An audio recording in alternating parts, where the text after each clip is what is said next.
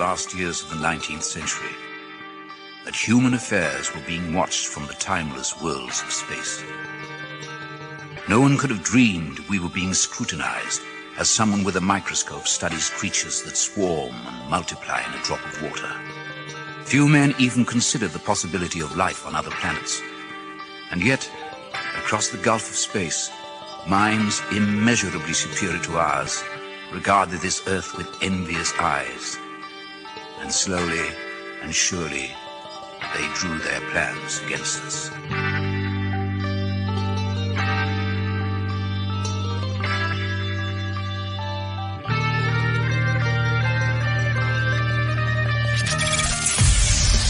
Broadcasting live from a tiny studio somewhere in North America. This is Dark Matters Radio Live.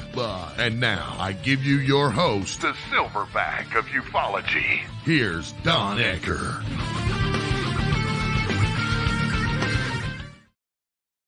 And welcome back to another brand new edition of Dark Matters Radio, right here on KGRAdb. We're glad to be here, and joining me as per usual, Mr. Mark Center, Mr. Gerry Kissell. Gentlemen, how you doing? Greetings. Very good. Live long and prosper. Live long and prosper. Live long and prosper. Mork and Mindy was the first time on television you saw any scissoring. Mm. Oh, well, thank you for sharing, Gerry. Thank you for sharing. No, tonight, Of course. tonight we're just going to kind of free wing it because, some things have been happening. A little bit later, I've got a really special treat for everybody. Back when I was doing Dark Matters Radio formerly on Cyberstation USA for a couple of years, I had a series that I was doing periodically every 4 to 6 weeks with Tracy Tormes. Now, Tracy basically, as we all know, passed almost 2 months ago now, and he is sorely missed. But a number of those mini interviews that I did, generally they take between anywhere from 10 to 15 minutes, are very insightful because Tracy had been in the middle of a lot of stuff happening in the UFO field. He was very good friends with people like Mr. Bud Hopkins, Dr. David Jacobs. He had a lot of behind-the-scenes stuff that he came up with in programs like, and this was a big one, it was called UFO Cover-Up Live. Now, if you've been in this field for any length of time, I am sure that you probably have heard about that. You may have seen this show years ago. It was hosted by Mike Farrell at the time, and this was October 1988. It was one of the biggest things that had happened in the UFO field in a long time. Now, this was also directly in the time that the Bentwaters U.S. Air Force RAF in Woolbridge case came out discussing a alleged UFO landing just about Christmas of 1980. And at that time when this happened, really, truly, nobody really had an idea what might be going on. There were tremendous things happening worldwide, which included the Soviet Union's invasion of Afghanistan. There was a war raging over there. The United States became involved in a very covert manner. We were supplying weapons to the Mujahideen. I think that's how you say it.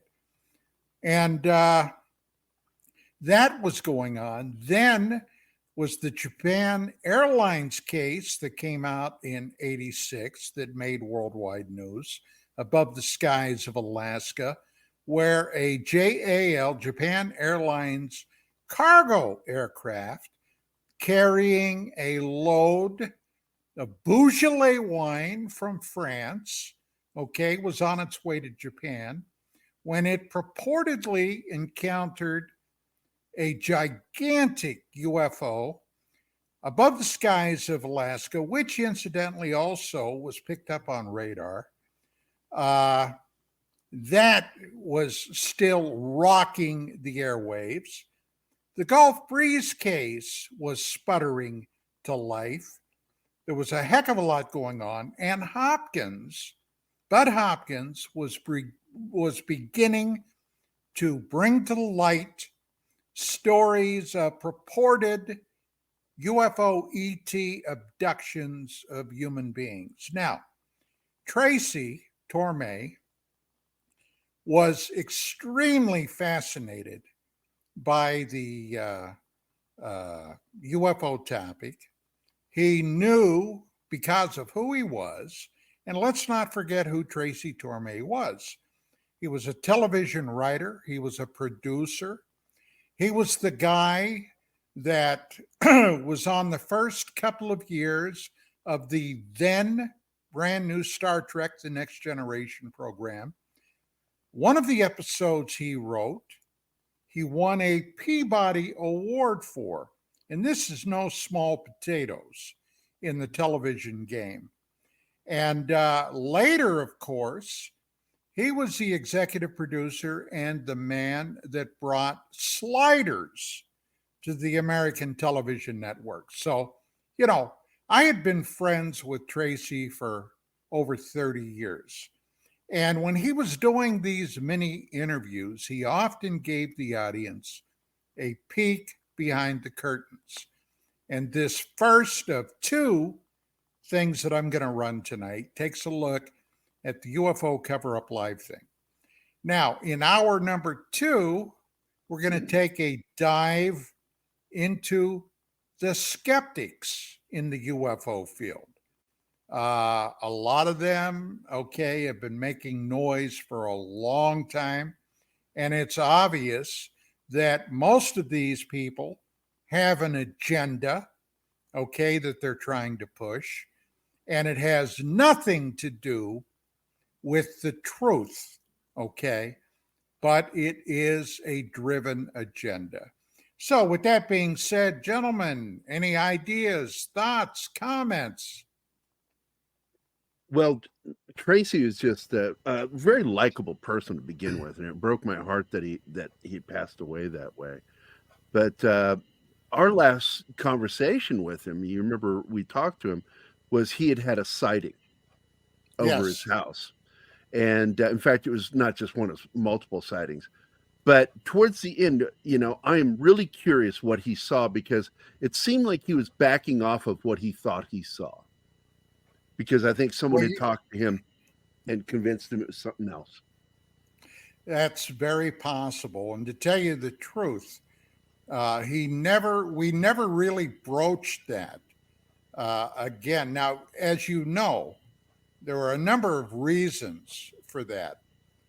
His health at the time was becoming increasingly more precarious. And I really didn't feel comfortable, calling him up a lot. And I figured that I would kind of give him some time to recover, because he had usually done that in the past. But the last several times I talked to him, I could tell he was not doing well. Mark, you got any comments or anything? Chestnuts roasting on an open fire. I wish I had that money. Yes, I do. Great song. Probably the best Christmas song. Well, it wasn't Tracy, though, that did it. Well, I know, but it's still in the family. Come on. Yeah. It's still in the family. That's what I didn't know him well, so that's what I think of. Every time you bring him up, I think of that song that was written in 100-degree weather in Lake Arrowhead in July. So, yeah. Yeah, that's true. That's true. So that's where I'm coming from. Well, have you guys heard about anything else recently? Well, I got to tell you, you should watch the latest episode of what is that history UFO show called Ancient Aliens, because they talk a lot about Zecharia Sitchin this week, and Right. I was like, oh my gosh, this is Don's buddy, and they went into a lot of what he talked about, the 12th planet, all of that, which I finally got my copy of the book coming to me now, so I can read that book. Well, let me mention something about that since you've mentioned Sitchin. I've been doing in my spare time a lot of diving into ancient history in regards to the so-called Anunnaki. And I have been reading a number of articles and what have you, where more and more people are aligning them with the Bible.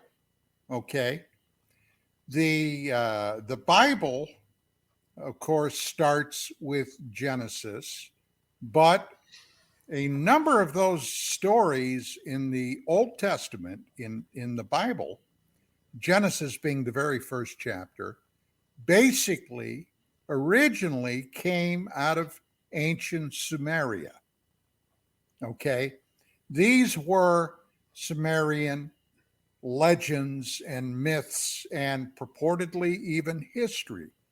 Now, the Anunnaki, whom the more I read about them, I got to tell you, the more I am somewhat concerned. There's a belief that these beings, number one, may actually have never left, or possibly at some point they plan on returning. Now, physically speaking, these individuals, these so-called ancient sky gods, were physically very imposing.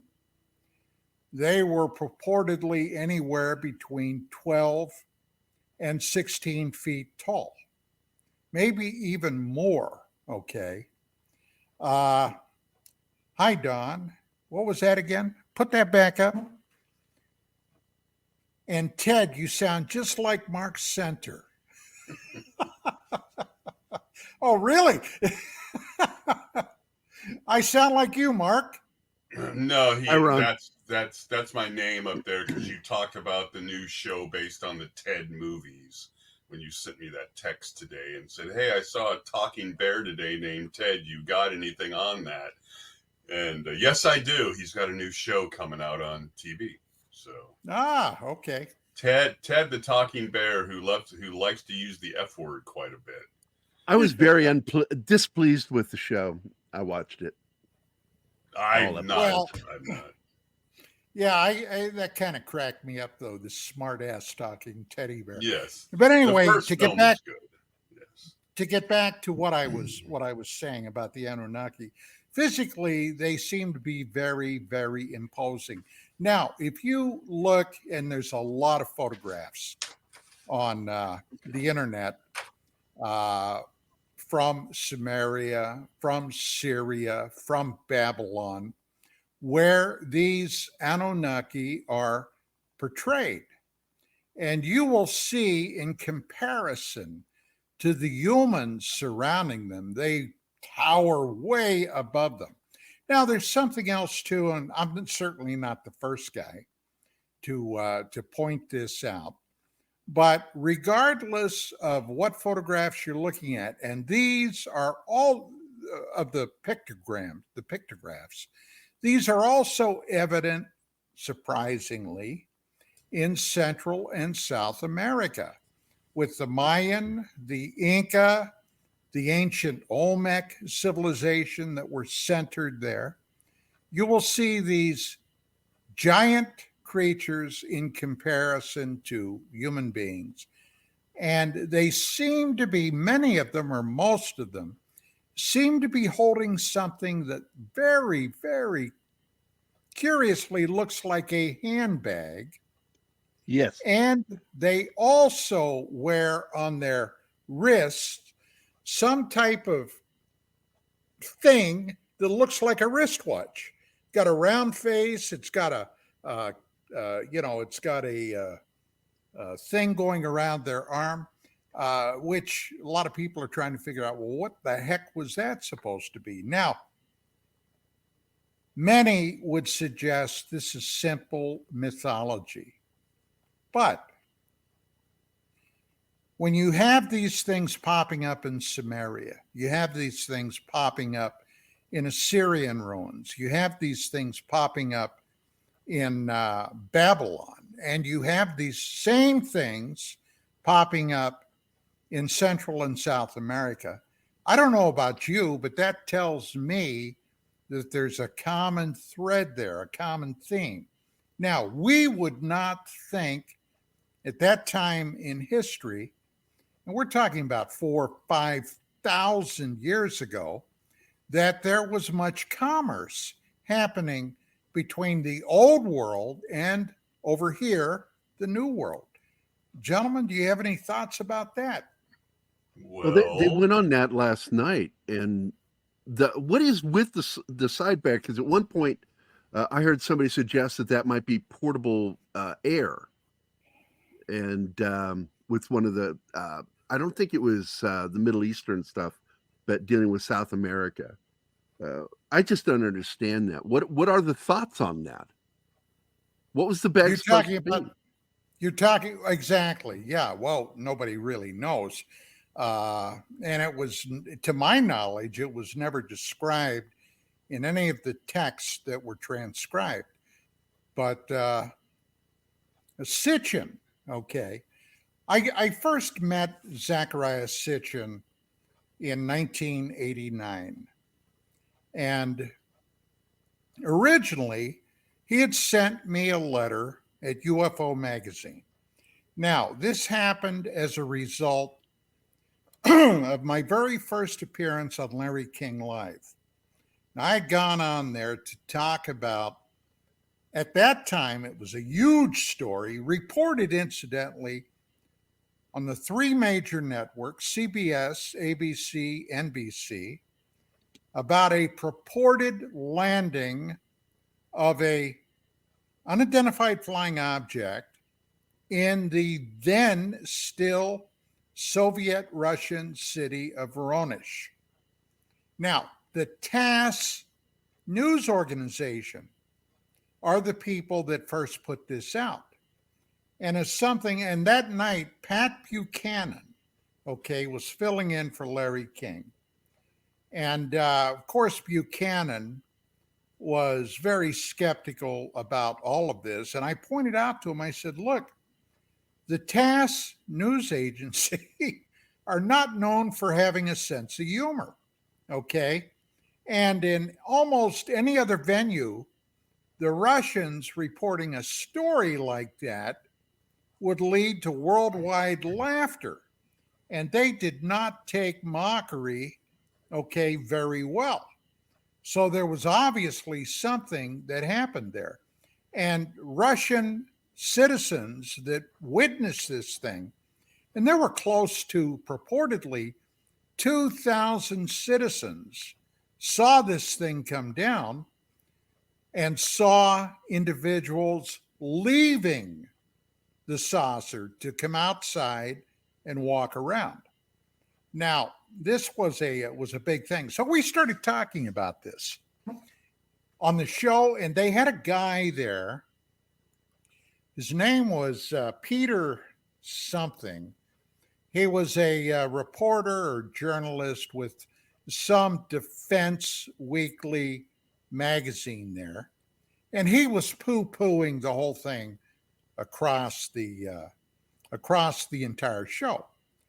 And as a matter of fact, this is a little behind the scenes. We had gone to break, and I didn't know my mic was still live. And I turned to one of the cameramen in the room with me, and I was in LA. And I said, "Where did they find this shitbag at?" And my mic was live. And it went back to DC. And did I apologize? Well, actually, no, I didn't. But I brought up Zecharia Sitchin and his first book, The 12th Planet. And I told Buchanan, I said, look, I said, I got this book back in about, I bought this book back in about 1977. It might have been 78. I said, I read it. It's about ancient human history, among other things. And I said, that happens to be a personal love of mine. I was a history major and a history geek when I was in college. And I started naming off a couple of things. Like, for example, at that time, academia was still teaching that Sumeria was the first civilization that just seemingly sprouted out of nowhere in the plains of Mesopotamia, which today is modern Iraq, Syria, and parts of Iran. And I said, these guys, when they popped out, okay, and they began building their cities like Ur and Eridu and Uruk and others, I said, they had astronomy, they had medicine, they had animal husbandry, they had agriculture, they had the seeds of government, they had kingship. Now, I don't know if you've ever thought about that, but I mean, this was, well, if that's the way it truly happened, it was miraculous. But what did the Sumerians say? Well, they said they had these gifts of civilization handed to them by the Anunnaki, those who from heaven came down to earth and bestowed it upon them. Well, geez, I don't know about you, but that sounds pretty much to me like ancient aliens, okay? Right. That actually came to earth. Well, you know, and I ended up on that show, and Sitchin saw that, and that's when he wrote me the letter. Well, I ended up on that show mentioning the last public appearance of General of the Army Douglas MacArthur's final public address at the Military Academy at West Point in about May of 1962. And among other things, he told those young graduating, soon-to-be military officers, Army officers, that they had to be, and I'm paraphrasing now, I don't have the exact quote in front of me, but they should be aware that someday they may be called upon to, in essence, defend the planet from an extraterrestrial threat. He didn't use those words, but that's exactly what he meant. Now, Buchanan went off, and we're mere seconds from the end of the show. And he said, I have that speech on my wall at home. And he said, I never saw that. And I said, well, Pat, I've got it here. And I had brought it with me. And, oh, well, we don't have time. We're going to have to do this again. Well, that, of course, pure bullshit. Never happened again, not with him. But, yeah.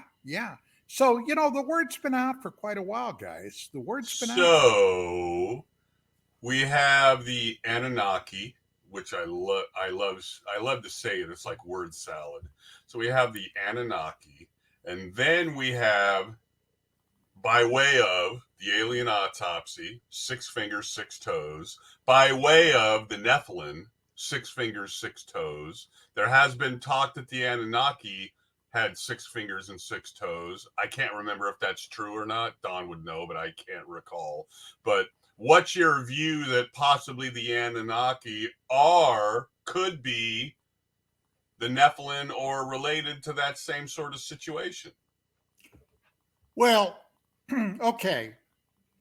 Because they're from You the got to sky. go back. You got to go back to the Apocrypha. Now, the Apocrypha are original books that were removed from the Bible. Okay, back around 300-400 AD, the Council of Nicaea. Bunch of these. Now, remember, religion. What's religion all about? Is that about God and saving humanity from their own evil, wicked ways? Is that about saving your soul so you go to heaven? No. It's about control. And roughly 1,600 years ago, that's exactly what they were looking at. And one of the books that they decided that was not suitable for the general mass to know about was a book called the Book of Enoch. Now, in this book, okay, and if you've never read it, you can find it if you put the Book of Enoch into your search engine. You can find translated copies of it on the web. It's pretty spooky because what this book talks about are angels that rebelled against, well, they call him God. I think it was the alien commander. But they basically rebelled, went down to Earth, and when they did, they found human females to be highly desirable. So they talked among themselves, according to the book, and they decided to take as many wives as they chose among the most comely of the females, and they had relations. Those human chicks are hot, Don. Yep.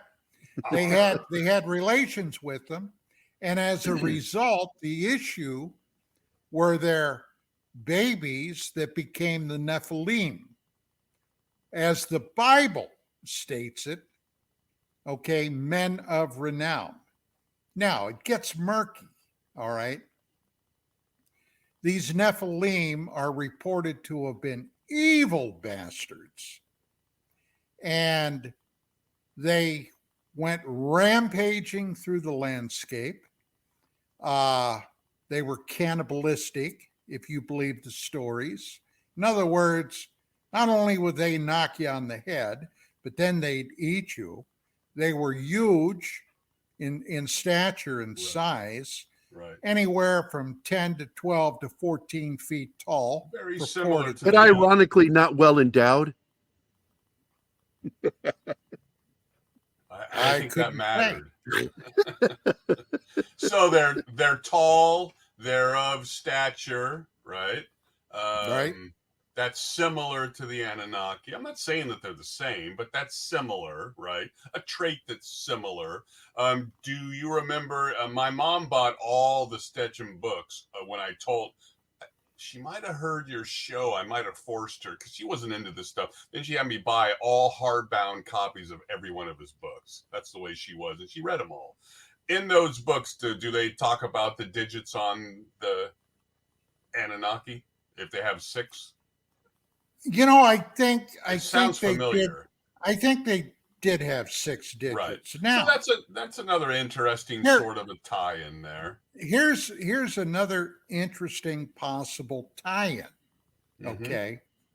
Now you and Gerry and Commander Cobra, we've all discussed this story that came out of Afghanistan in about 2003 called The Giant of Kandahar.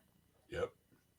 Now, if you're not familiar with that, during our military incursion into Afghanistan to root out the Taliban and to root out other Islamic terrorist types, okay, a military army patrol was in the province of Kandahar, was going up a mountain that purportedly had Taliban fighters up there, and this unit totally disappeared, okay?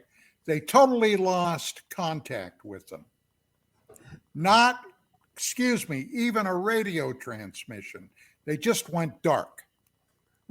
Now, the military hierarchy, the authorities got concerned. So they put together a team of special forces, Delta guys, all right, to go up there and see if they could figure out what happened. And they got up there to this plateau where there were a number of caves leading back into the mountain. And as they're up there at the top, they had found purportedly pieces and parts of equipment, torn up uniforms, and what have you. And in front of these caves were strewn hundreds, if not thousands, of bones. Okay? Some of them appeared human, a lot of them appeared to be animal. And as they're standing around trying to figure out what to do next, suddenly, this is how the story goes, a giant spear was thrown with incredible force out of one of the caves and impaled one of the soldiers right through the chest. The guy was dead on impact. Now, the rest of this SF team were just momentarily shocked.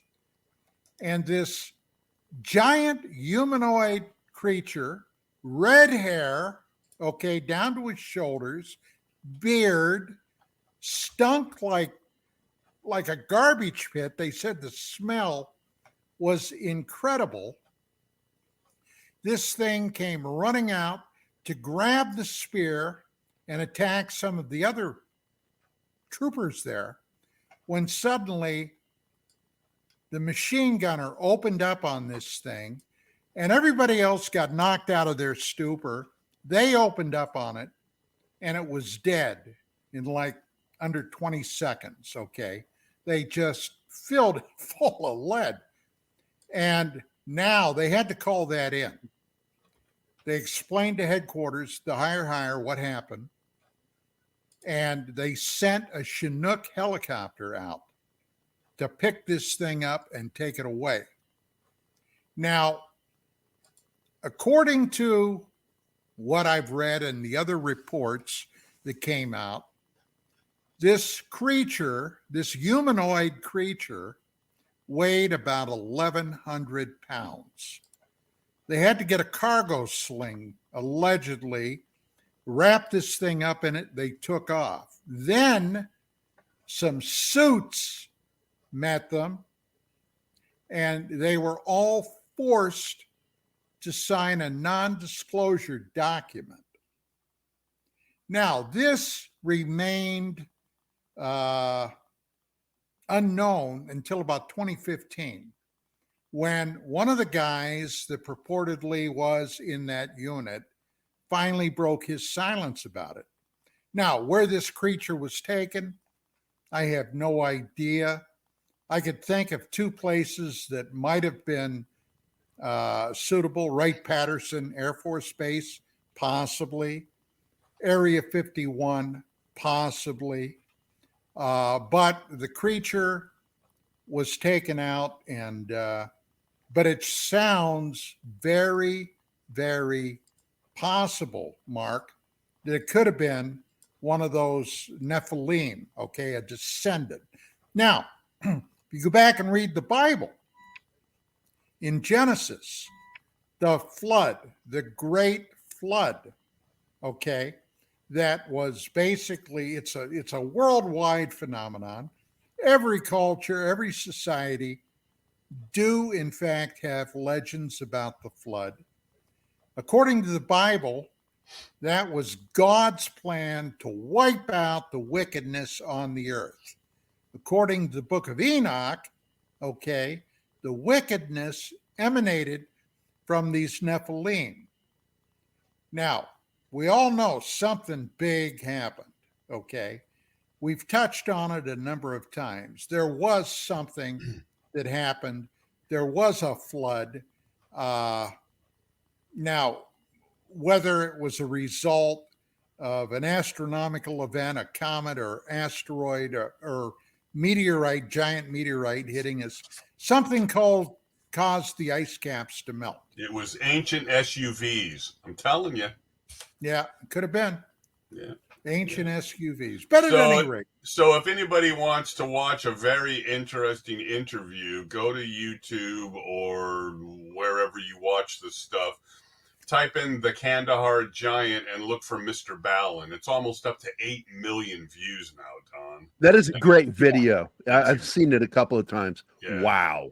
Now, we did watch the movie that was somewhat based on it. And it's with got my buddy more, Fahim in it, yeah. It's got more of a purple-haired kind of a monster in it. I like the movie okay. I'd rather see a proper Kandahar Giant movie done in the same way they did the Badland or the Land Bad or the Badland or whatever that was called. That new movie that we just watched on, which was just intense. Right? Yes. Could you imagine the Kandahar Giant done like that movie? Yeah. Done more realistically. Because that film was just sort of an action yarn. And that was what was disappointing for me. Well, you know, it was, and your friend died immediately. So, hey. Yeah, he died like in the opening of the film. I'm like, I tagged him in my comment. And the first thing Mark does is he comments, "Your buddy died quick." And I'm like, oh my God. Fahim's going to read that. Well, hey. So it's very funny that with all this Grush stuff and the, the UAP and all that I think Don might even agree with this to a large extent. I'm much more interested in Belbuck and places like that and 12,000 years ago and actually things that happen here that they refuse to answer or they can't answer, so they refuse to answer it, right? They refuse to acknowledge it. Right. I'm much more interested in that, to be honest. That I'm not saying there isn't something going on out there. I'm not saying that. But it seems as though a lot of our questions can be answered by answering those questions and not having to look at the stars, right? And well, I just checked my time here. We're getting down. Let me go ahead and have Chanel run that first mini interview I did with Tormes. And I think you guys are going to find this of interest. Chanel, go ahead and cue that up and kick it off, please. Joining us again this week is Mr. Tracy Tormes, producer, screenwriter. You probably know him. You don't think she's taking a smoke Star break, Trek: The Next Generation, not to mention so many other shows. Like, for example, do you remember the Gulf Breeze case? During UFO Cover-Up Live, well, guess what? Tracy was the guy that went down and produced that. Not only, however, he also was privy to a lot that was happening within that today very famous 2-hour special that took place in October of 1988. And Tracy is joining us today to give us a hidden insight into what really went on. Tracy, great to have you back, man. How you doing? Hi, Don. Very nice to talk to you. Thank you. Okay, UFO Cover-Up Live. You were kind of there at the inception and all through that, weren't you? Yeah. Here's the way the story went. It was 1988, and I was at Star Trek at the time. We were getting ready to go into our second season, and everything was great. And then a writer's strike happened. and it's the one that maybe your audience might remember. It was probably the biggest one of all time. It shut everything down.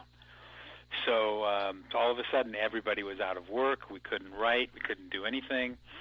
And I end up getting contacted by these producers that they're putting together what's going to be the seminal UFO documentary of all time. It's going to be 2 hours. It's going to be live, and they're just determined to take out all the stops and make this a really, really memorable, wonderful show. So they brought me on board as a producer, and then they started trying to get me to secretly write for the show.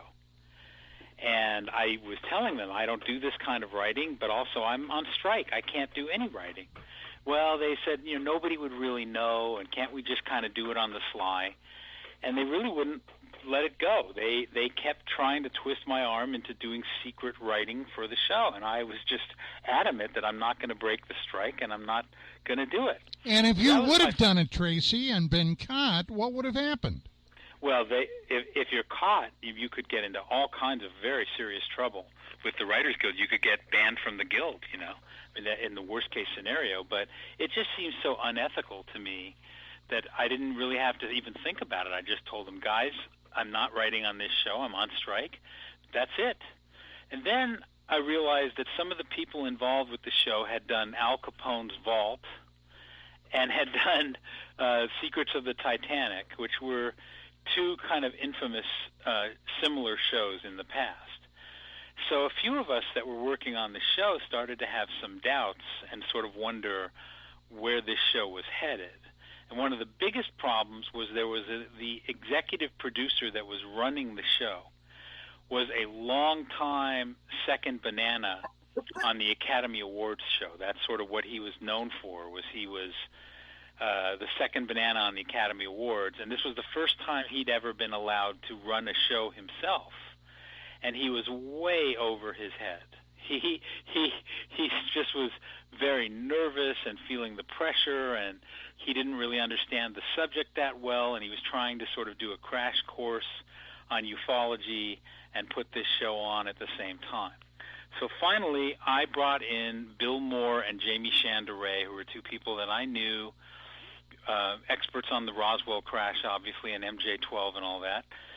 I brought them in to meet with the producers, and they were hired, and they basically offered up the guys that were known as Condor and Falcon at the time from the infamous Aviary. There were supposedly deep insider government intelligence officers, right?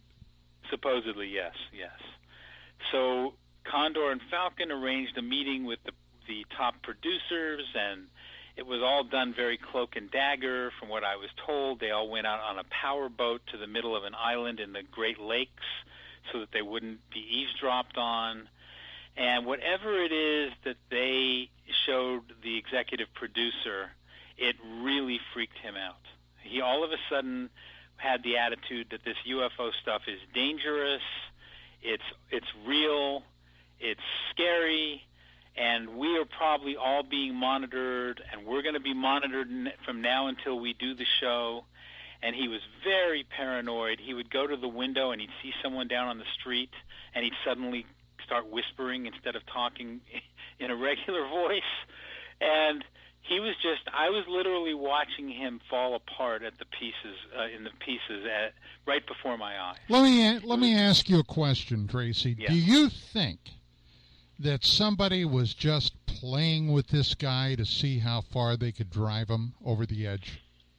I think that's absolutely possible because he was so freaked out by whatever was going on and became so paranoid that it makes me think that someone was doing something. Maybe somebody with a wicked sense of humor, but somebody was doing something. So then he started to get some really bad ideas. Like he was convinced that he wanted the entire show to be scripted and everyone to read off of cue cards. And the reason he wanted to do that was the only way he felt he could control the content of the show. And I said to him, yeah, but it's a live show.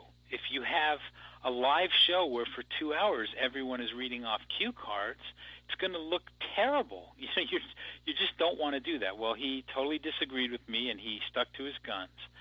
And I started to realize this show is going to be a disaster. You know, he's making a bunch of other decisions, too, that I really disagreed with. And I thought to myself, I talked to one of my agents, and I said, how do I distance myself from this show? Because it's going to be an embarrassment. I can see it coming. So we finally came up with this idea that maybe I could go and produce the Gulf Breeze segment, because whoever did that had to fly to Florida over and over and over again, so nobody was real eager to do that. And I thought, yeah, that's great. That'll get me away from here. I won't be in Washington or New York or Los Angeles when the show is airing. I'll be far, far away.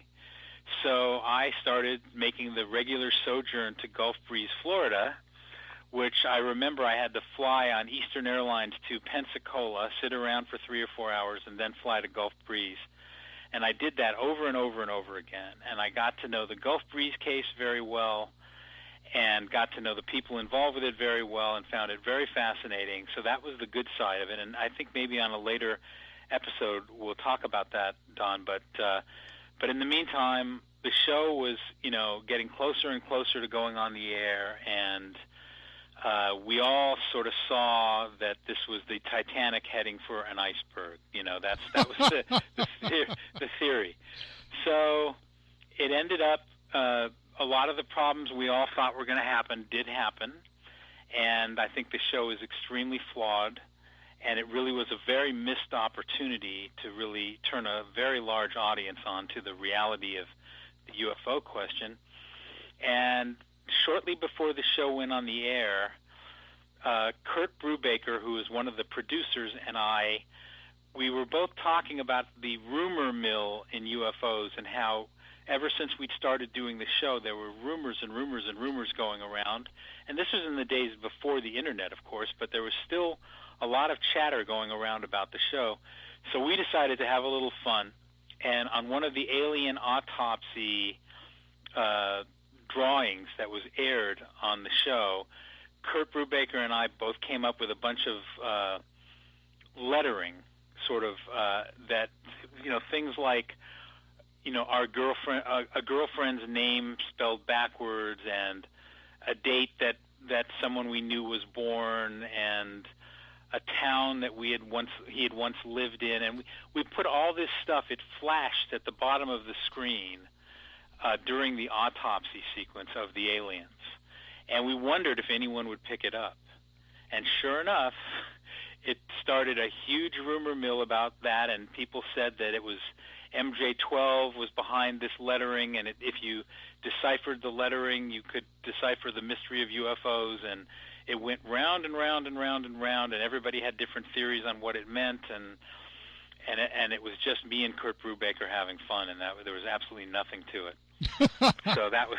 Do you feel any guilt about that?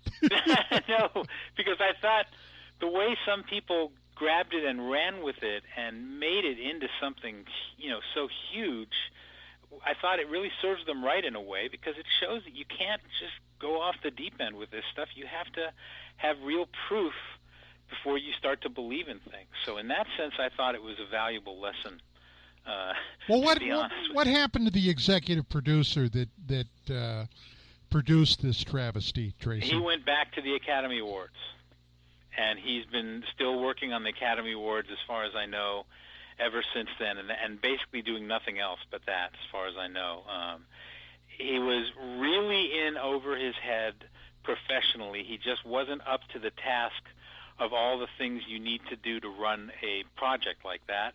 And then to make matters worse, the Falcon and the Condor scared the life out of him. We were constantly pulling his leg from there on in. I would walk into his office and say, "Hey, Michael, MJ6 is on the phone, wants to talk to you right away," you know. And he would get all uptight and worried, and then I'd say, "No, I'm just joking." So I mean, he was really prone to all that kind of stuff for the rest of the life of the show, because whatever he had seen out on that island in the middle of the Great Lakes, they had done a great job of scaring the hell out of him.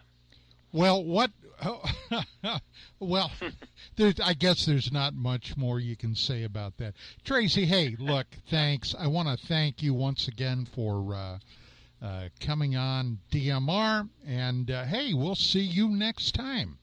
Thank you, Don. I really enjoyed it. Okay, bye-bye. Okay, well, let me look here. Chanel said, our producer said we could go to break if we wanted to, but it's a little early for that. So let's do a couple of more minutes. We still got a little time. So, guys, do you got any comments about that? Did you guys see that show? Oh, Mark's lost audio. Oh yeah, it was huge.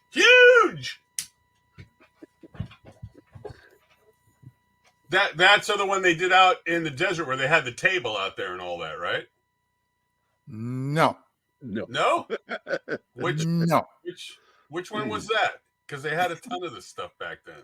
With Larry King. You're thinking of Larry King Live. No, this was October of '88. UFO Cover Up Live.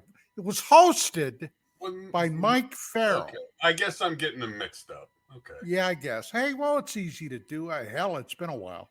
Yes. But anyway, so yeah, I know the producer that Tracy was, excuse me, talking about. Kind of a. Is he still alive? Well, a real McMuffin. All last I heard, yeah, a real McMuffin. But I'll never forget how phony this stuff came across. It was obvious these guys were reading from a cue card. All their dialogue, it was so stilted and so it was kind of like Ted Mack's Amateur Hour, I thought at the time. But still, there were a lot of people were tuned into that. He was right. Tracy was right. They had a hell of an opportunity there that they blew their foot off with it, and it's really a shame. Welcome back to Don Ecker Live. I wonder how often he did the Majestic 6 is on line 5 joke. Because I would run that thing into the ground if I knew that guy. Yeah. Yeah. And you're one to do, by the way, Gary. Yeah, I know. I'm kind of a jerk. Yeah, Don, you have to remember that was probably a little before it, but the Encounters show, huge, right? Oh yeah. That show was huge. And then you had Hard Copy that kept dipping its toe into that, constantly dipping its toe into that. So, it was entertainment. It wasn't information.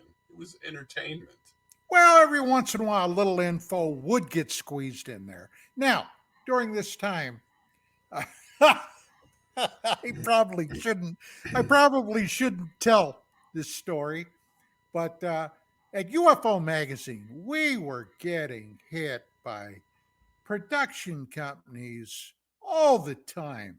And initially, I would just open up our files and give them what they want, with the idea that if I showed that we were easy to work with, they would hire us, to do stuff for them when they were doing a UFO program. Well, finally, I felt like we were getting taken advantage of, and we were. And finally, I'll never forget this one day, I got a call from this female reporter, and if I were to say her name, I know you'd know who I was talking about, so I'm not gonna identify her by name.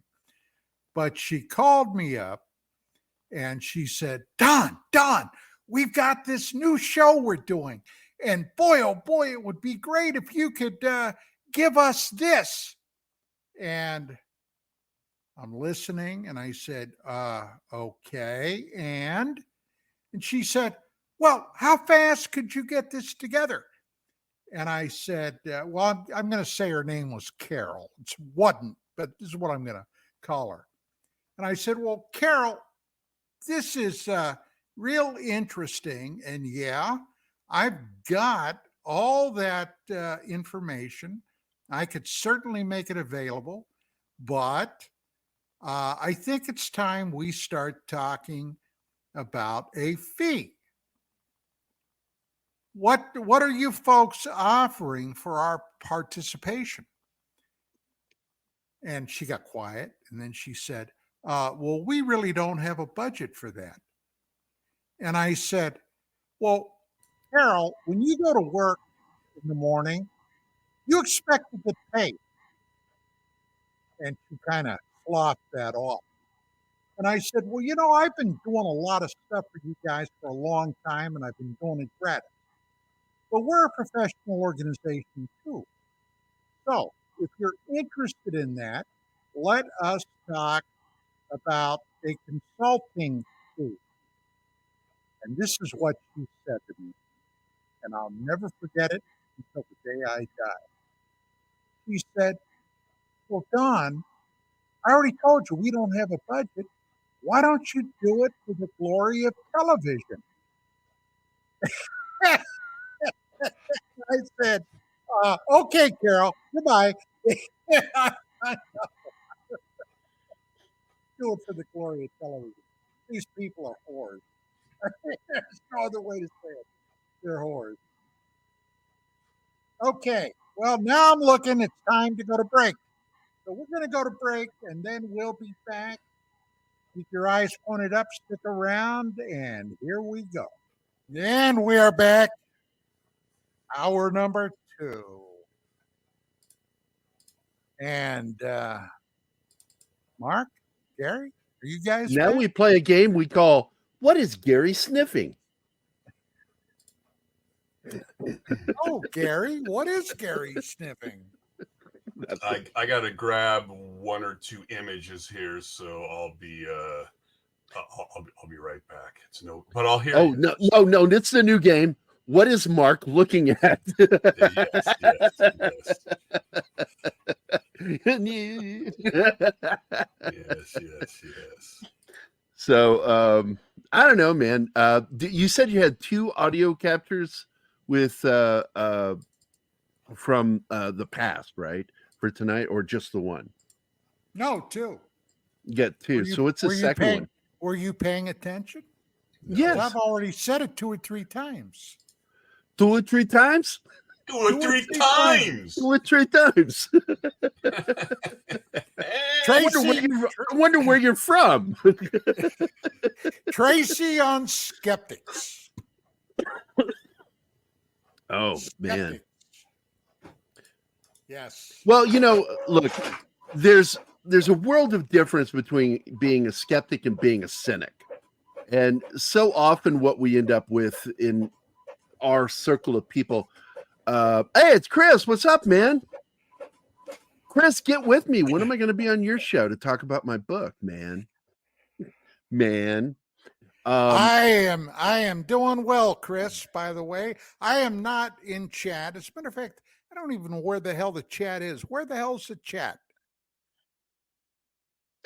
Well, on Rumble, it's not still. I've gotten onto him, and StreamYard responded to my comment. I said, when are you going to figure this shit out with Rumble? I mean, it's not like they're just arrived. Why haven't you worked the details out of getting it? Well, they haven't done something. I said, oh, so you're going to throw them under the bus because you're not doing your job, your due diligence. You can switch between the private chat and the public chat. We can't. I can't see it. So I'm sure Don doesn't see it either. No. Yes, I am muted, but I'm not muted anymore. Thank you. And dramatic lighting. Something's about to happen. Anyway, if you want to talk about, skeptics and all that, I'm tired of talking about Phil Klass and all that. But one of the issues that we're having, and Don, you will agree with this. I'm way more skeptical than the rest of the people on the panel here, is that with this new pollution of UAP stuff in the field that started about 3 years ago now, and when we have recognized experts who are releasing jellyfish videos before they do any work on it, or the chandelier video before they do any work on it, or you may not have seen this one, something glowing in a parking lot as it's walking by, which ends up to be a balloon of the bunny from Warner Brothers. Now, because of this, when we're dealing with this, I almost have to go to the Corridor guys from YouTube. And which is a great show, by the way. I'm sure Gerry has looked at their...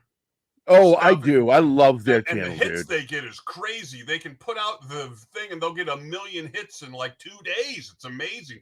But they normally look into special effects, right?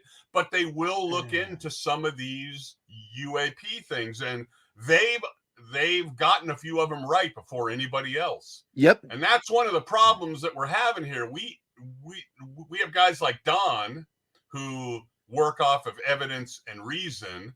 And then we have people who work off of Bugs Bunny and say that that's a UFO. Or in front of that, what was that down in Miami when the potato cam showed something gliding by, and the Corridor crew is the one that figured it out. It's 3 people walking, but the potato cam shot it and it looked like something floating in front of it with all the police there. They're the guys who figured that out. Yep. Not the ufologists. These guys. And by the way, Hollywood. Don, if you've never watched Corridor Crew, you should go check them out. I think you'd enjoy it. Yeah, it's great.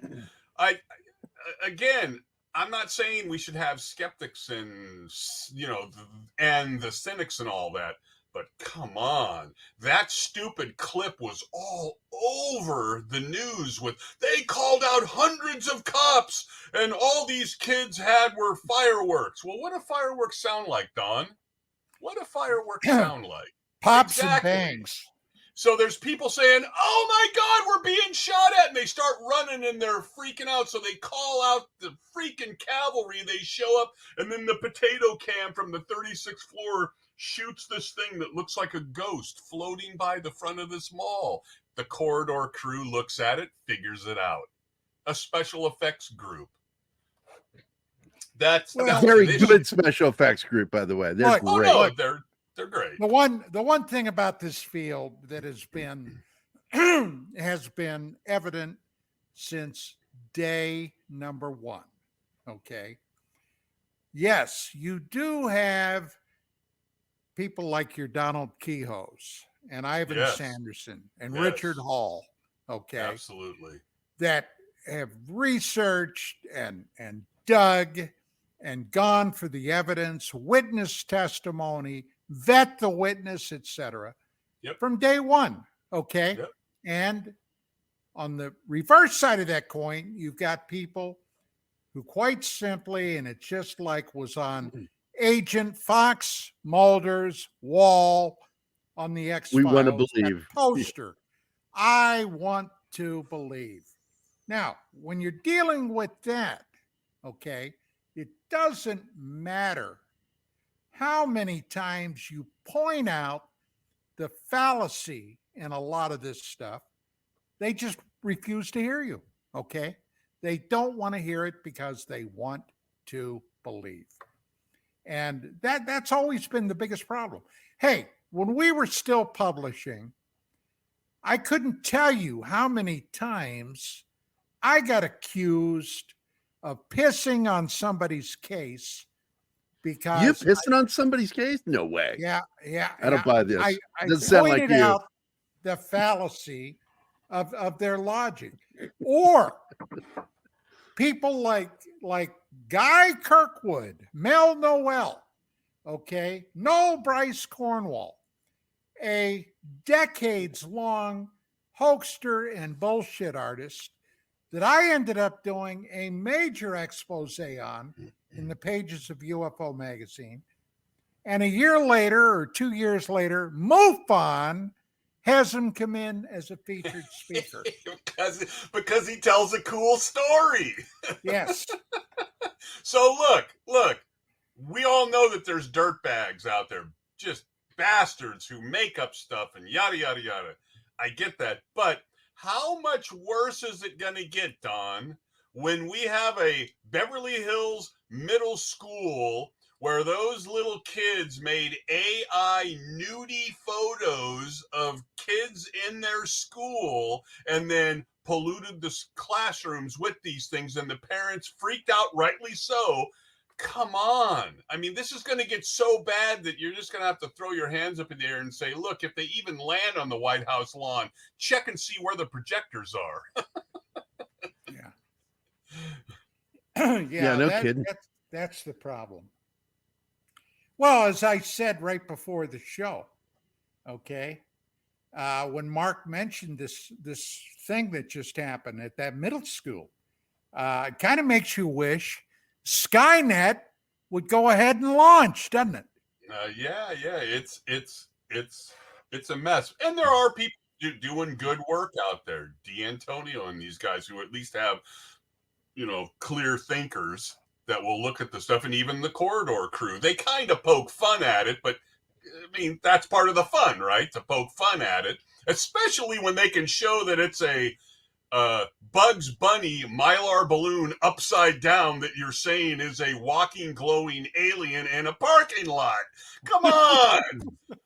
Look, I've learned so much from you guys, and what I've really come to the understanding is this Jeremy Corbell is his name. Yes. He's kind of a buffoon, and I don't know why your old buddy is leaguing up with him. I don't get that. And I hate saying the name, but George Knapp. Why George Knapp is partnering up with him? I just don't get it. I don't understand it either. What bothered me the most, though, was in their last thing when they would release the jellyfish and the chandelier like Musan. Put it out there first and ask for people to come forward. Well, Don, would you ever do that initially? To put out the evidence to the general public and say, hey.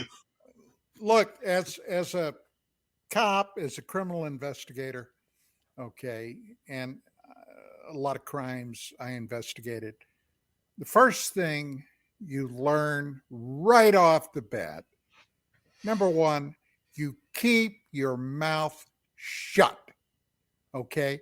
You don't release nothing to nobody.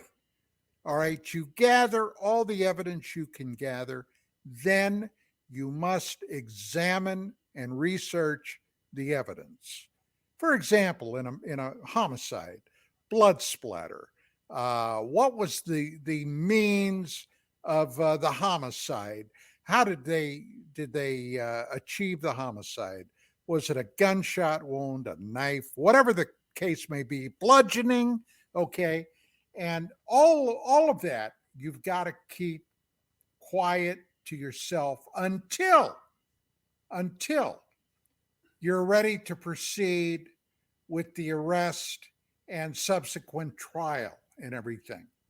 That's just how it is. Now, in the UFO field, okay, and I've cringed for 30 plus years. I have cringed when I've seen stuff, well, like you're talking about with that chandelier thing, the jellyfish thing, okay, I cringed when I saw that because as a professional, that well, there's no other way to say it. It offended me. And Knapp, who was a journalist, a television journalist, George certainly knows better. All right. Maybe he's just finally gave it up and said, screw it. I've been at this thing for so long. I don't care anymore. And I've seen that happen to people. Okay. I think that happens to most people who are in the field a long time. They get kind of tired of all this. Looks to me like, and I don't know Corbell or Lou or these people, but it almost seems that the most important thing here is clicks, is cameras in your faces, is getting invited to this, that, and the other thing. Because let's not forget, I think I got this right. This Grush character was involved with some of these people 2 years before he came forward. And he's talking to these guys. He's breaking bread with them. He's doing this. Talk about polluting the witness. Yeah. Come on. And now we're like 300 days in. And what do we have to show for it? Stories, cool stories. Well, that's often all there is, Mark, are cool stories. So, now, with stories, okay, you got to go back to the witnesses.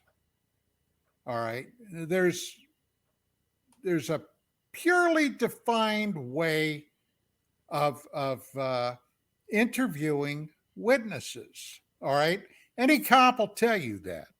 All right. You want to get them off to the side. You want to get all the distractions away from them.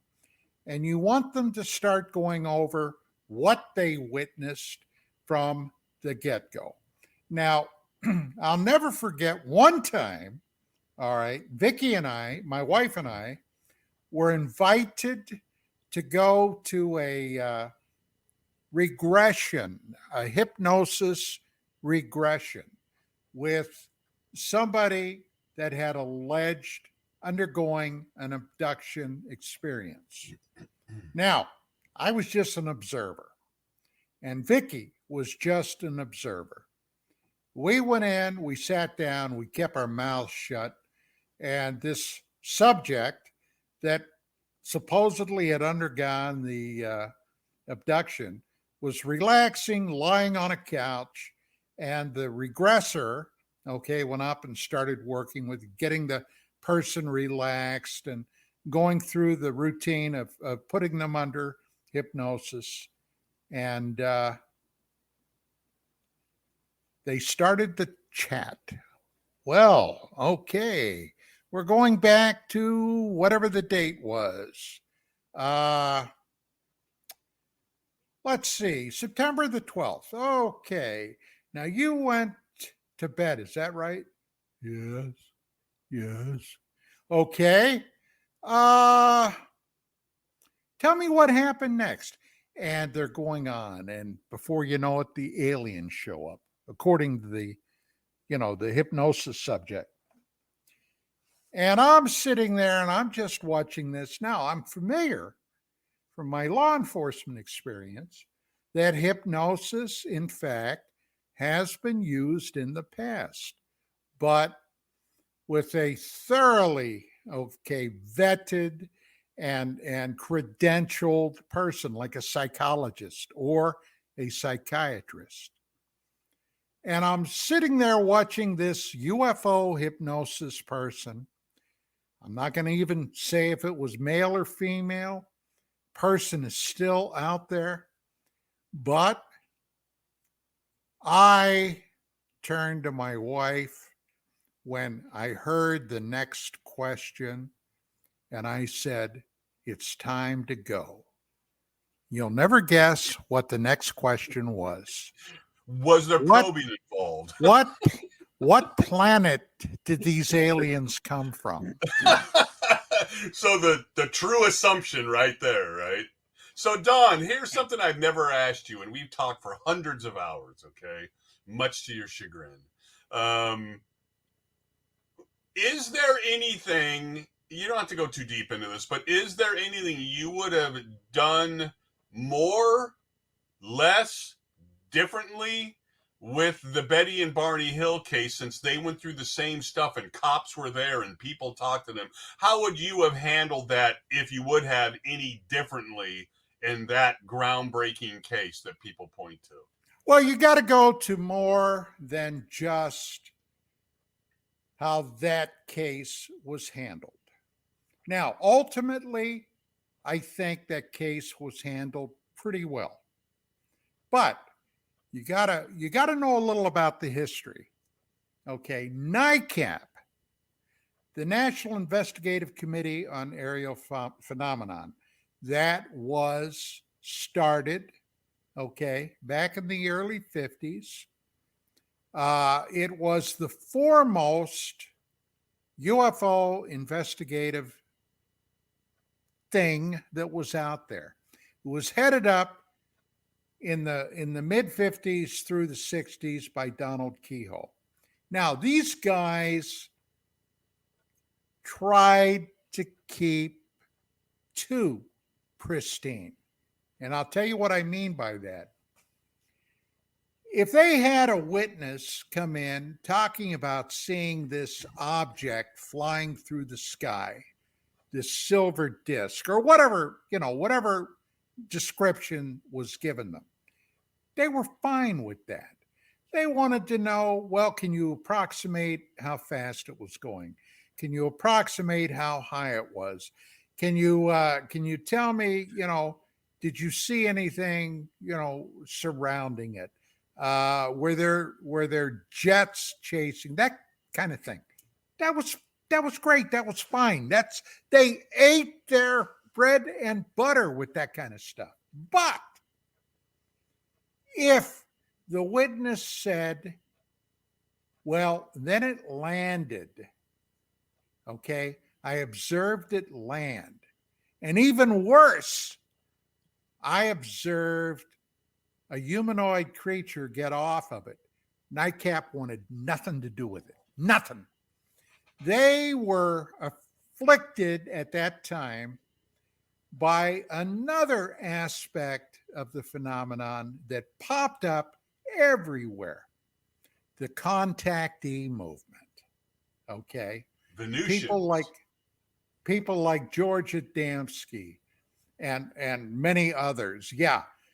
Talking about being taken to Venus or being flown to Jupiter and meeting the aliens' family and all that kind of crap that was popping out then.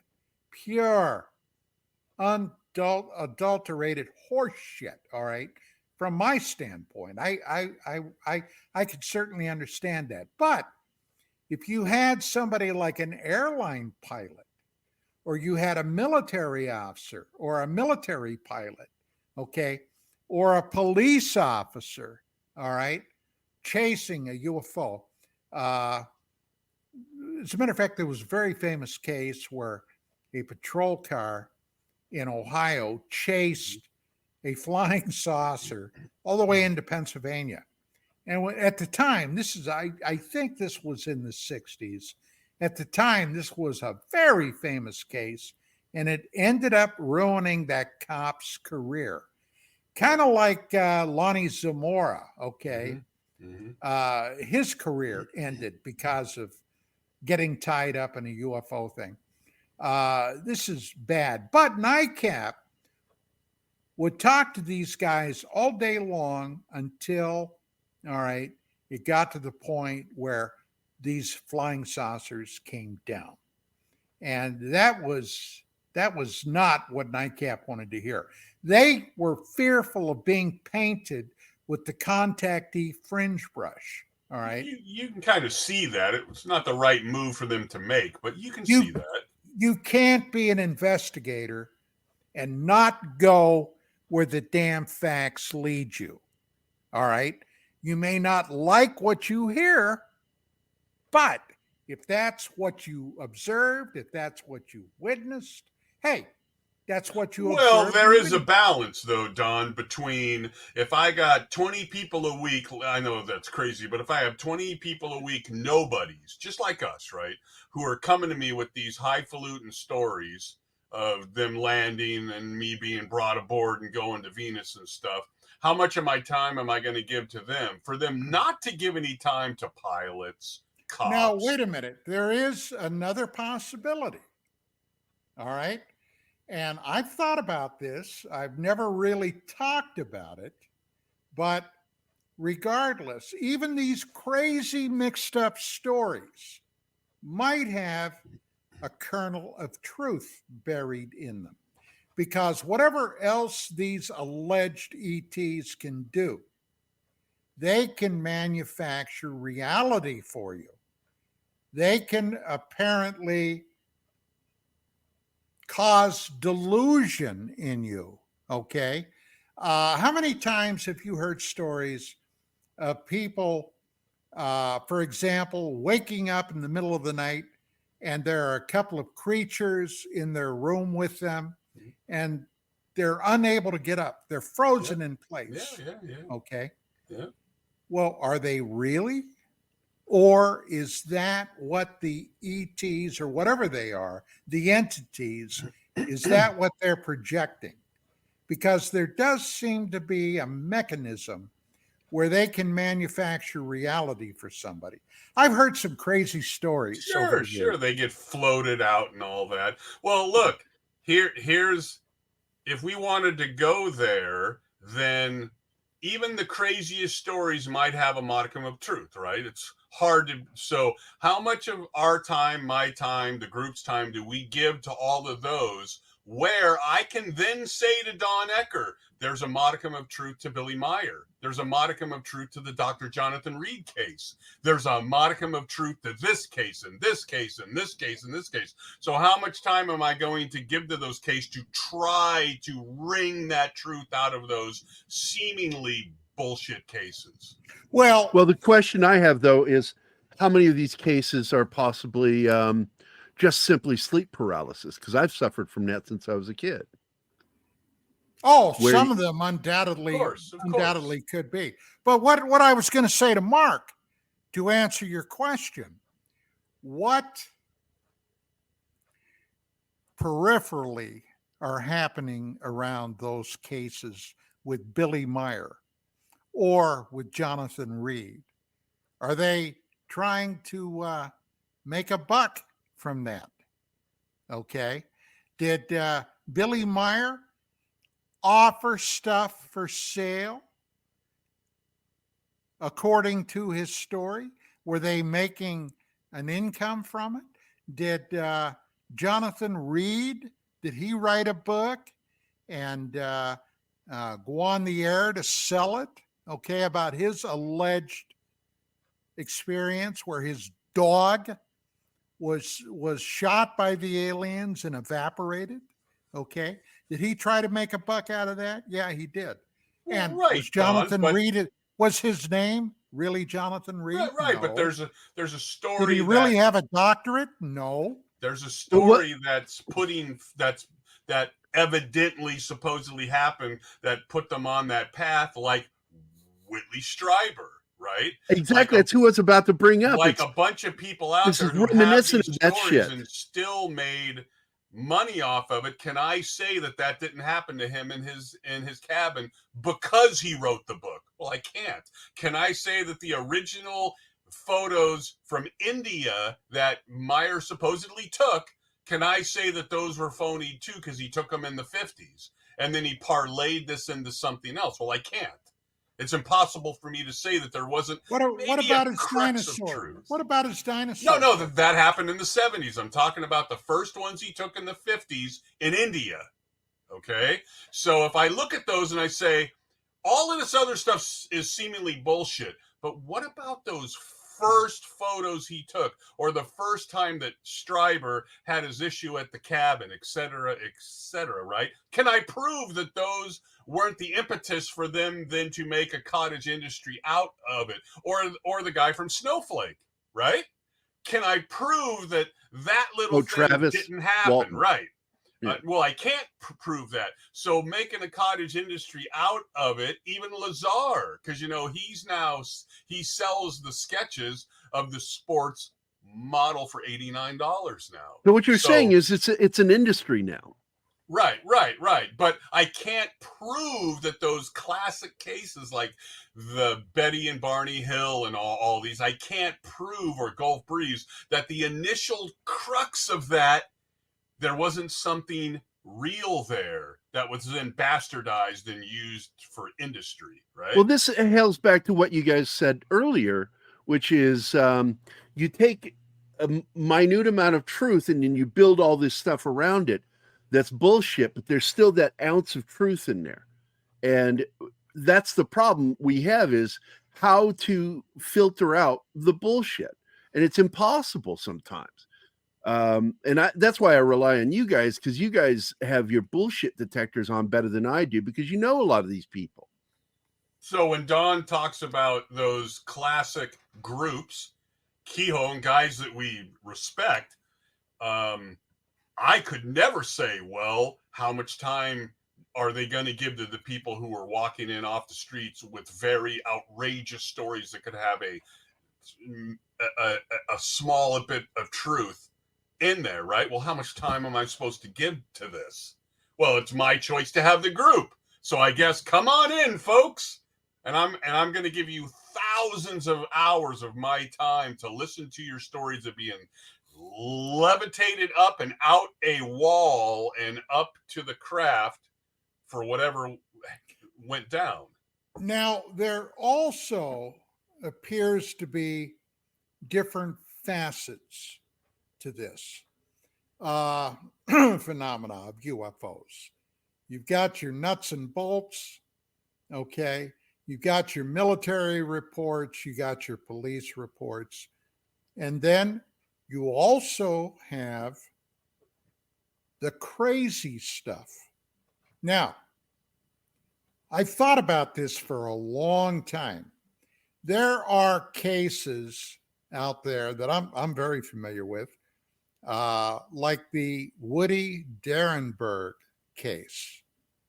And I don't know if I've heard of that one. E.T. named Indrid Cold. Oh, yeah. Did you ever hear that? Yeah. Okay. Now, this was a case that you talk about high strangeness. This was beyond the pale. Now, we don't have time to go into the whole thing, but I will say that some of this was so bizarre that it puts me in mind of the trickster at work. Do you know what I mean by the trickster? Yeah. Okay. This is like some intelligence, some entity is basically having fun, maybe running their own version of a psychological test on these funny humans. There's that aspect to it too. Now, most hardcore researchers, people like Kehoe. Kehoe would have just shoveled that right out the door. He wouldn't entertain it. Okay, it was beyond his ken. He couldn't handle something like that. But some of these now, Chris O'Brien wrote a book a number of years ago, and I haven't talked to O'Brien in quite a while, but he talked in there and he did some pretty good in-depth research on the trickster aspect that basically impacted him for a while. And I don't discount that. There is such an element of weirdness that sometimes you just got to handle it. Look, I'm looking at the clock. We still got roughly, well, not quite a half hour, but I want to run that second Tracy Tormes mini interview on skeptics. So with that being said, Chanel, would you go ahead, my dear, cue that up and let it rip? Now we're going to take a few minutes and have another Mad Hollywood Minute with my friend, Take it away, Chanel. Tracy Tormes. Tracy, welcome back to Dark Matters Radio. Oh, thank you, Don. Thanks very much. How you doing? I'm doing quite well, thank you. Well, good. Now, you and I can spit a little venom tonight, because one of the things we're going to be discussing in this segment, and actually, I got to tell you the truth, this is something that I've been looking forward to, is taking a in-depth look at UFO/paranormal skeptics.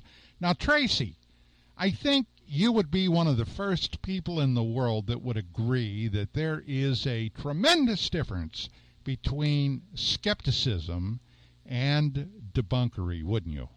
Yes, that's definitely a distinction that a lot of people don't understand. And let me say right up front, I believe that the field of UFOs desperately needs good skeptics. I can't emphasize that enough. First of all, I consider myself a skeptical believer. I personally believe that 90 to 95% of cases can be explained. One of the things that really drives me kind of crazy is people that are on what I would call our side of the fence, those of us who believe this is a real phenomena at some level and that there is a real unknown technology involved with this.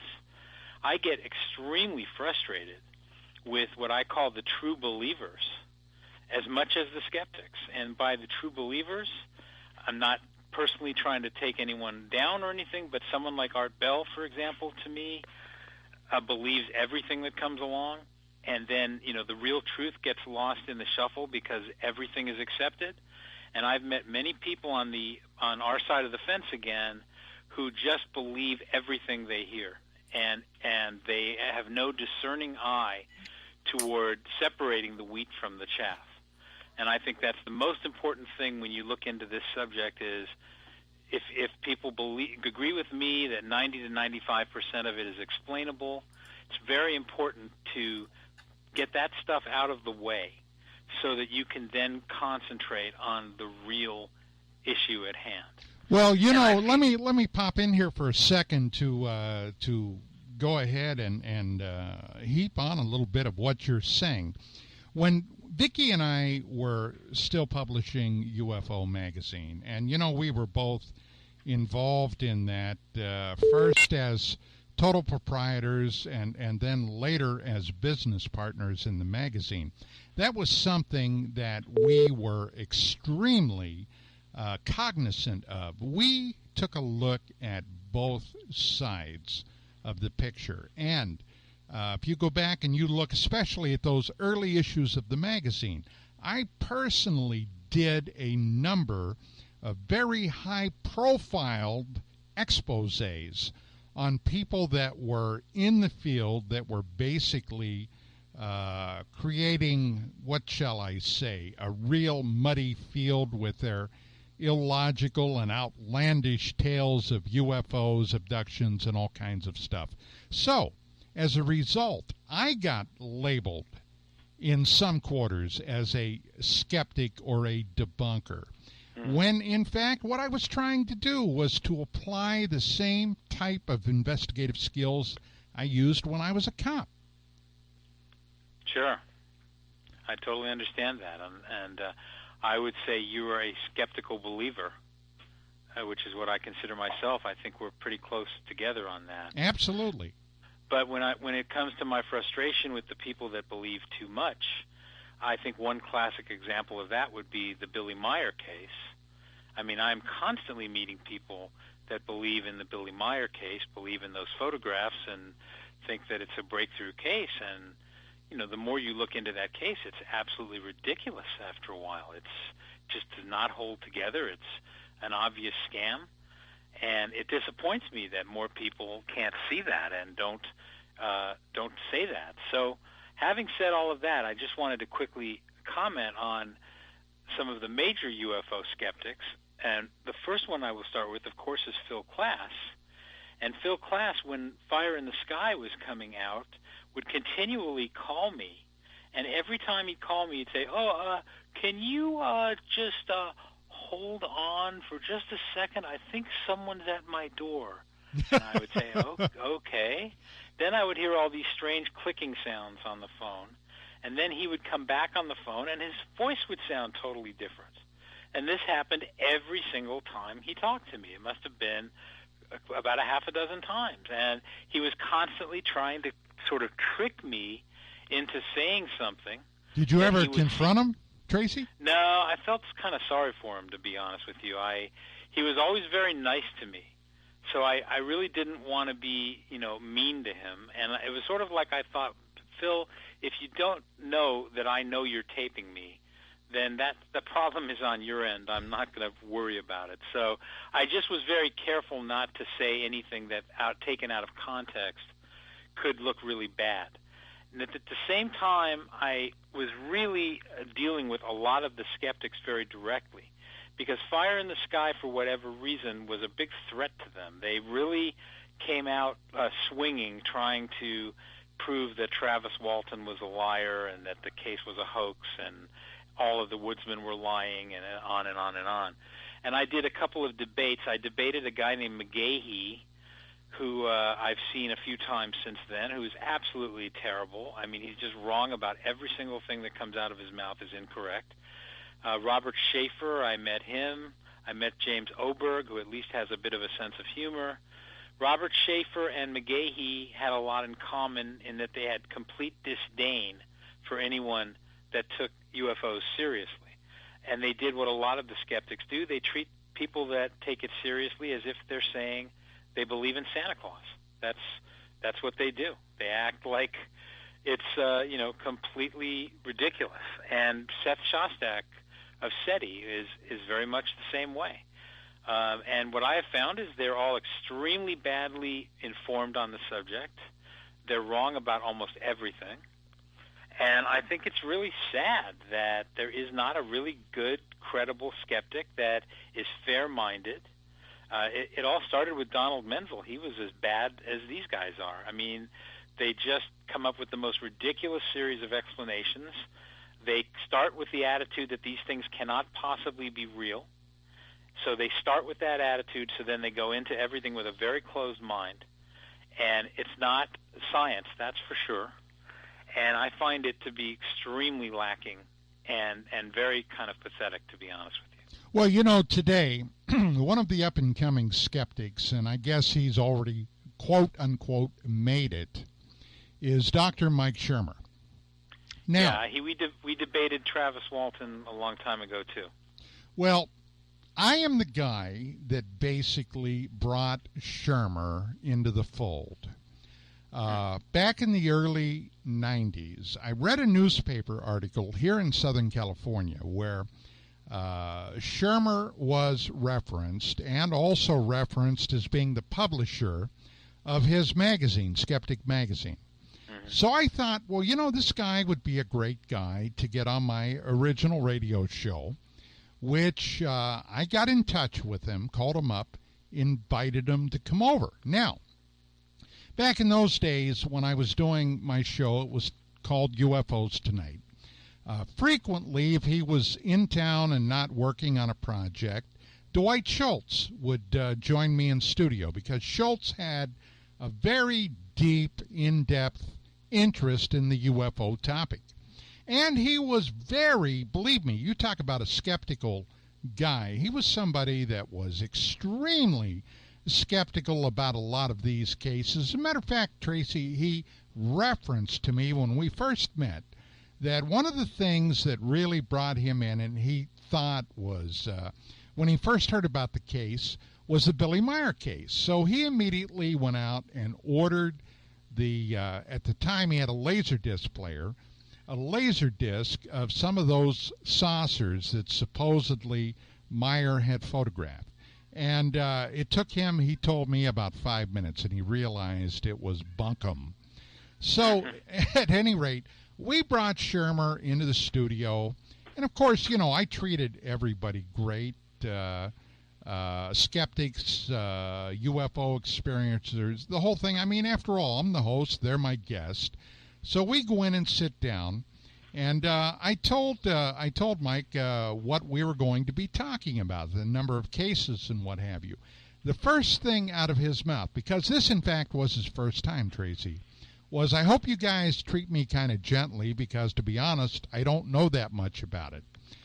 And if you listen to that show, which I also put on Dark Matters Radio not long ago, it's very telling. Now, after that was all said and done, later, I met another fellow who was a teacher at Occidental College, Dr. Scott Smith, and it turned out that every year, he was an anthropology professor, had a special student project that he did where he introduced the students to some of this material, UFOs and other items of paranormal nature. And for a number of years, he would invite me to come over and talk to the kids, which I was very happy to do, very much enjoyed it.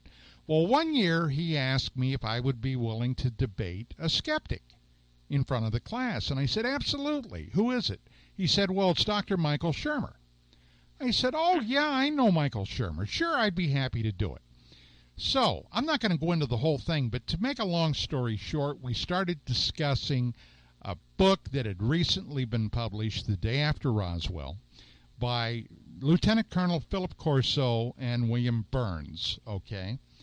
And regardless of what you think about Corso, and I personally knew who the man was ahead of time because I was aware of the work that Corso had done on MIA POW issues.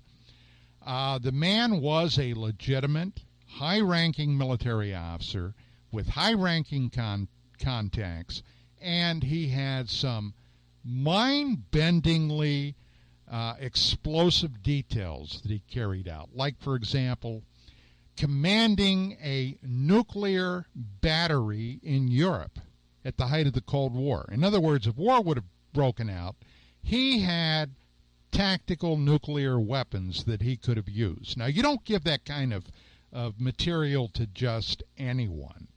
So, at any rate, Mike Shermer started to smash Corso and basically called him a fantasizer. He had to be lying, this and that. And it kind of upset me. So I started to challenge Shermer. And finally, I had a copy of the book. I pulled it out, put it down on the table, and I asked him point blank, did you read this? And he finally admitted, no, I hadn't read it.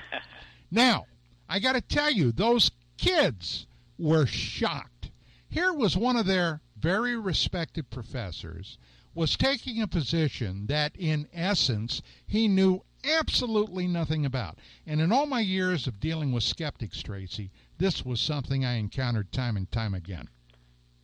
Well, keep in mind, their attitude from the start is that UFO phenomena cannot be real, so why should he waste his time reading the book?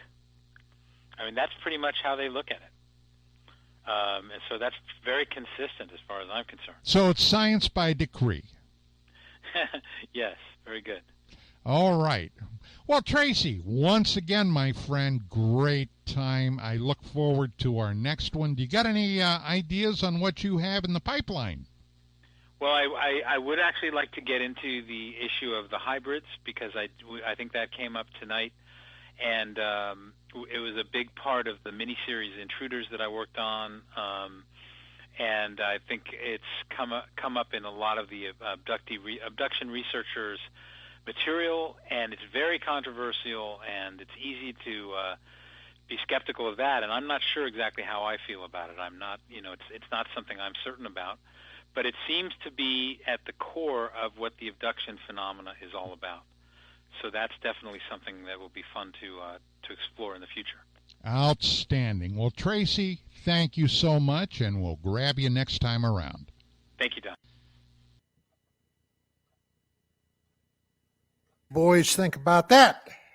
I think he had a fairly healthy view of it with the Meyer case and all that. I'm a skeptic, but I come from a different place. I come from a burnout of the highfalutin stories and the regurgitation of the stories and the UAP thing that we've already talked about with the jellyfish and all that. Do I think that something highly strange has been going on?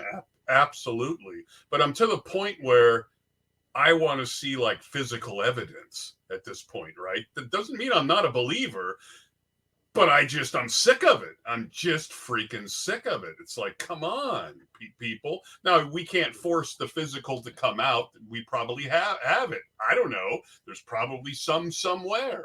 But talking about it is different than showing. It's It's just man. Stories are important, but my goodness, man, we like James Fox came out with the moment of contact that had to do with the Varigina, or however you say it, down in Brazil, right? And I'm not saying he shouldn't have went back down there, but if you guys watch that thing, he's going back down there to talk to the same people again. He's getting interesting responses. Some of them elaborations on the original stories that they told back then. And yet that documentary has almost 8 out of 10 stars on the Internet Movie Database. And I was pulling my hair out when I was watching that thing. Well, don't forget that you and I have been involved with this for decades. All right. Stuff like that appeals to the people that have a very small knowledge base on this. And much of what they witness in these things is for the first time.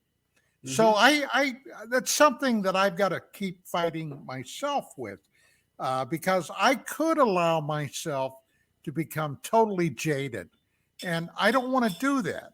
All right. I don't want to do that, because I still find the topic fascinating. There is a mystery wrapped up inside of a riddle, buried deep in an enigma.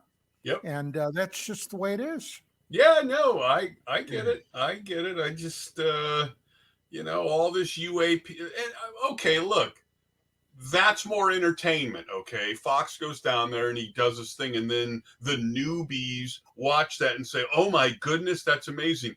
But see, that's just keeping the pollution going. I know it's all part of it. I get it, Don, but it just keeps it rolling, right? It keeps the Dr. Jonathan Reed, the Billy Meyer, the chupacabra-like thing they saw down there, supposedly. It just keeps it going. Keep it going. Keep it going. Keep those shekels coming in, right?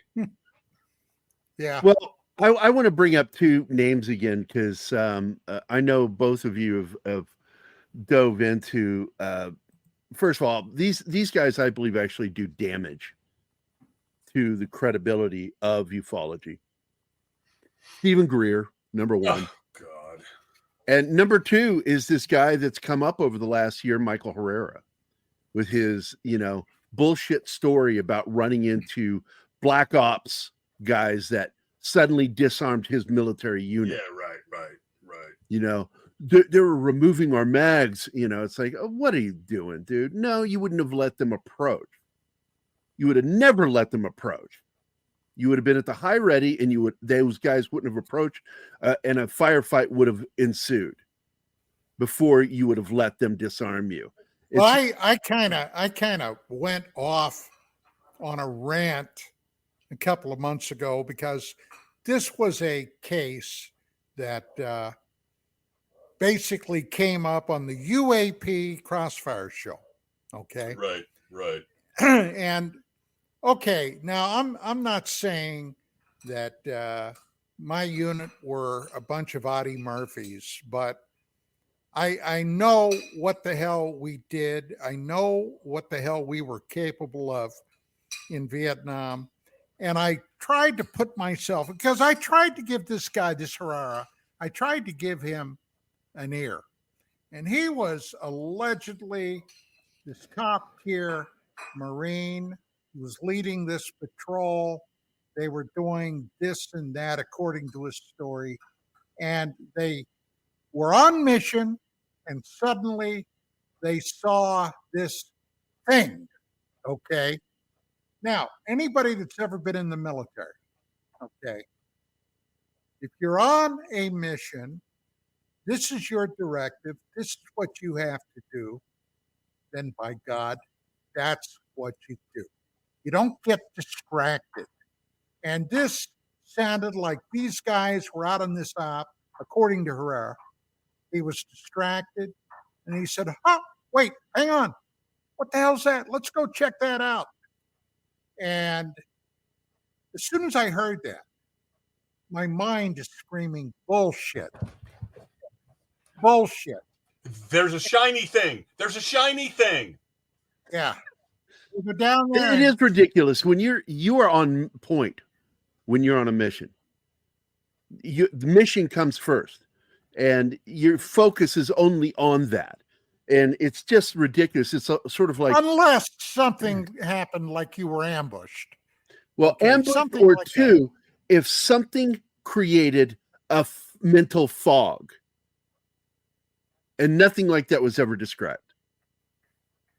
Because that can happen if there's a drug or some sort of wave. Well, boys, that's going I on. hate to do this. I hate to do this. 1 minute. But we're almost out of time. So do we die at the end? What are the yeah, rules on yeah. the show? Yeah, it's possible. It's possible. We We're gonna who have Gladiator. What is that Gladiator speech? We're going to have to wrap this up because my producer is sending me little notes, and I don't want to get on her bad side. No, you Bye, don't. guys. Ladies and gentlemen, that's it for this week. We'll be back next week. Maybe, guys, if we can remember, we'll pick up on that very story and we'll complete it. But with that being said, hey, have a great week, ladies and gentlemen. And hope the weather is good where you're at. We're supposed to get more rain here in California. So, hey, that's it for tonight. Take care. God bless Sam and Dean Winchester.